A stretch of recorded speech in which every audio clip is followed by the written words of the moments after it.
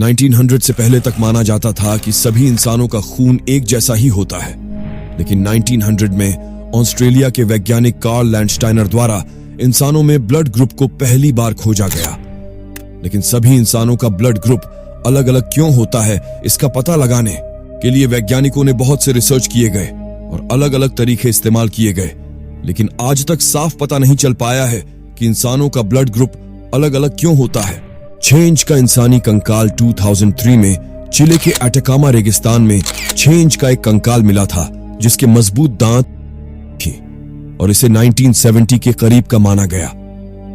पहले तो इतने छोटे आकार के कंकाल को देखकर इसे किसी एलियन का कंकाल बताया गया, लेकिन बहुत सालों तक चले शोध के बाद बताया गया कि यह किसी इंसानी महिला का कंकाल है जिसे बोनेपन की बीमारी होगी और उसकी मौत 6-7 साल की उम्र में हो गई होगी। लेकिन वैज्ञानिकों के अनुसार इंसानी शरीर में 12 पसलियों के सेट होते हैं, लेकिन इसके शरीर में सिर्फ 10 पसलियों के सेट ही थे। और इसे ऐसी कौन सी ऐसी बीमारी थी जिस कारण इसका शरीर का आकार इतना छोटा था, इसका जवाब वैज्ञानिक आज तक नहीं दे पाए हैं। बहनों का पुनर्जन्म, दुनिया में बहुत से लोग हैं जो पुनर्जन्म में विश्वास करते हैं, लेकिन विज्ञान पुनर्जन्म जैसी बातों को नहीं मानता। पर पॉलॉक बहनों की कहानी ऐसी है जिसने वैज्ञानिकों को भी हैरान कर दिया था। मई 1957 को 11 साल की जोआना पॉलॉक और 6 साल की जैकलिन पॉलॉक की एक कार दुर्घटना में मौत हो गई थी।